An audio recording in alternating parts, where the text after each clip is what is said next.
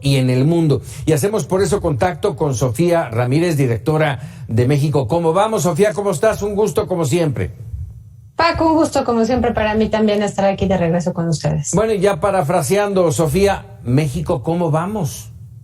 Pues mira, en este rubro justamente de la tasa de interés me llama la atención. Yo tiendo a disentir con el maestro Arturo, que decía que había que bajar la tasa de interés. Yo creo que en este momento no hay nada más prioritario que contener la inflación para el bolsillo de las familias mexicanas. Por supuesto que la solución no es tener solamente una disminución en algunos aranceles, que además pues son de bienes y servicios que ya generalmente vienen de destinos donde tenemos tratados de libre comercio, y por lo tanto el impacto en el precio final del consumidor y la consumidora final pues va a ser muy reducido. Sin embargo, pues creo que no contener las expectativas de inflación hacia el futuro pueden ser realmente dañinas, porque lo que hace es que se vuelve una espiral inflacionaria donde las personas, los prestadores de servicios, los pequeños negocios, pues suben su costo, más bien porque los insumos le están subiendo, y le suben un piquito porque pues no vaya a ser que le suban otro piquito en el próximo mes a los insumos y se vuelve una espiral.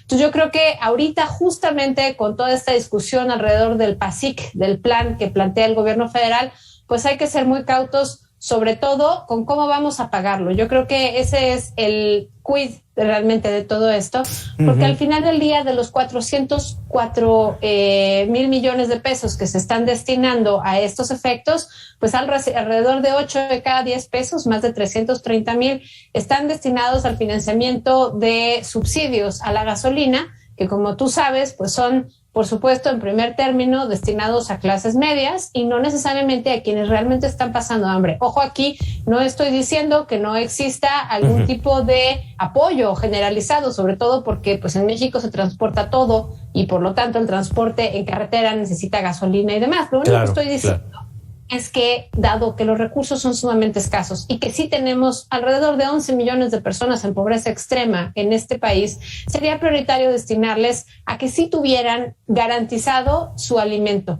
Una de esas maneras, por supuesto, es con fertilizantes para el bienestar, pero pues las cosechas toman tiempo, no es que le eches fertilizante y ya tengas comida. Ese es un programa asistencial, necesitamos darles canastas de comida a estas personas. Pero mira, Sofía, a los mexicanos en general nos gustan las cosas rápidas, queremos ver resultados rápidos. Hoy estamos ya a 2 semanas de la implementación de este paquete contra la inflación y el PASIC, como se le conoce, un nombre así medio poco convencional, pero bueno, el punto es, Sofía, que los precios, lo decía yo hace un momento, el aguacate casi en 140 pesos, las tortillas en 27 el kilo, o sea, son precios estratosféricos. Son precios estratosféricos, pero perdón que regrese al tema de los aranceles, pero es que esta semana fue que se mencionó el punto. Lo que se buscaba era generar importaciones de estos productos de consumo generalizado, sobre todo de los genéricos, maíz, trigo, carne de pollo, de cerdo, de aceites y demás. Se buscaba incrementar la oferta a nivel nacional y con ello contener el alza en los precios, porque iba a haber más bienes de esa naturaleza. El problema es que obviamente el alza de precios es mundial y entonces hay una escasez mundial. Entonces, aunque tú disminuyas los aranceles, pues de todas maneras no va a haber mayor oferta. Entonces, creo que por un lado sí es importante el sentido de urgencia. Perdón que regrese al tema de las 11 millones de personas en pobreza extrema en México. No estoy hablando del otro lado del mundo, estoy hablando en México. A esas personas sí les urge que haya una contención, pues si no, de los precios por lo menos de lo que se pueden tener en su casa para darle de comer a su familia. Yo creo que un costo mucho menor, alrededor del 0.2% del PIB, bastaría para comprar 3 meses de canasta básica para estos 11 millones de personas. Y yo entiendo que hay problemas logísticos de distribución, sobre todo en una administración que no tiene un padrón único y que es difícil saber dónde están estos 11 millones de personas, pero pensar que recaudando menos, que insisto, en el caso de los aranceles es relativamente barato, digamos, la medida, porque muchos de estos vienen de países donde tenemos tratados de libre comercio y por lo tanto no aplican esos aranceles, pero esa recaudación de los aranceles, aunque se está tomando como una medida temporal de 1 año, al modificar una norma, lo que va a necesitar para regresar a donde estábamos antes de este PASIC, pues va a ser que alguien lo vuelva a modificar. Y tú sabes que siempre regresar con más impuestos, con nuevas tarifas, con nuevos aranceles, pues es un tema político, vamos a estar mucho más cerca de la elección y lo más probable es que las arcas públicas, el dinero público, el tuyo, el mío, el que financia las escuelas y los hospitales y las carreteras, bueno, ese dinero va a verse mermado, porque al final del día estamos gastando dinero en subvencionar la gasolina, en la inmediatez y no en incrementar la oferta, que en el mediano y en el largo plazo, ahí es donde tendríamos que voltear a ver. Necesitamos mejores sistemas de riego para los pequeños productores, pero necesitamos también inversión en infraestructura para que el incremento en la producción sea de largo plazo y no sea cada vez que tenemos algún tipo de choque externo que estamos corriendo con los deditos contra la puerta. Totalmente de acuerdo con todo lo que acabas de mencionar, lo señalaba yo, el tema no es un problema de México nada más, pero es el que más nos interesa, pero es un problema que viene del exterior, en donde nos pega por todos lados, combustibles, pollo, aguacate, en fin, todo. Pero, a ver, también se presta, Sofía, a la especulación.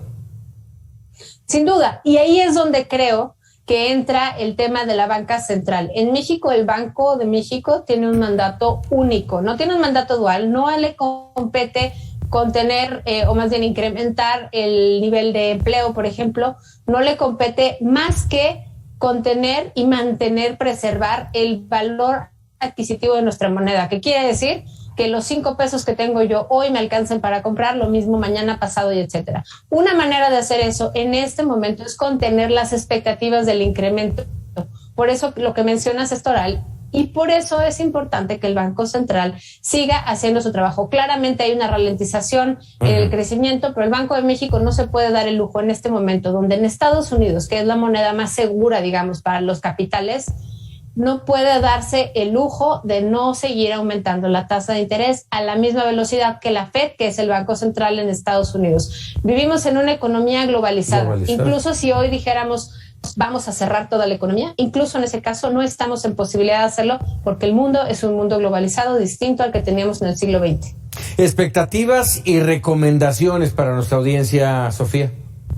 Mira, expectativas es que tendremos ya los primeros análisis de bancos. El día de hoy empezaron a llegar algunos al correo electrónico diciendo que ya veríamos en el mes de mayo una suerte de contención en la inflación general, no así en la inflación subyacente, que son, digamos, pues todos los bienes y servicios que están contenidos en, que no tienen, digamos, estacionalidad ni dependen de los precios internacionales y es, digamos, sobre los precios que realmente la política monetaria puede incidir. Ahí vamos a ver un pequeño incremento, pero en general vamos a ver una ralentización en el incremento de precios en el mes de mayo.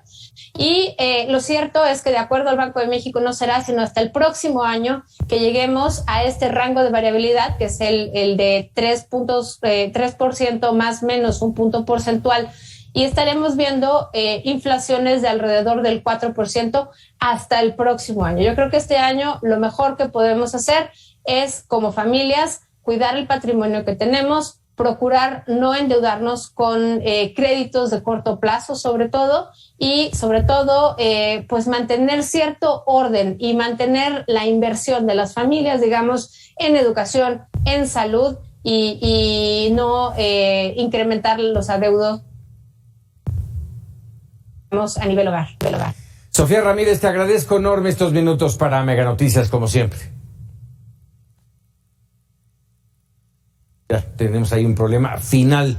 Ya no pudimos recuperar a Sofía. Le agradezco a la directora de México cómo vamos y esta explicación y este análisis de la situación como la estamos viviendo. Ojo, mucha atención para todos. O sea, tenemos que cuidar el bolsillo.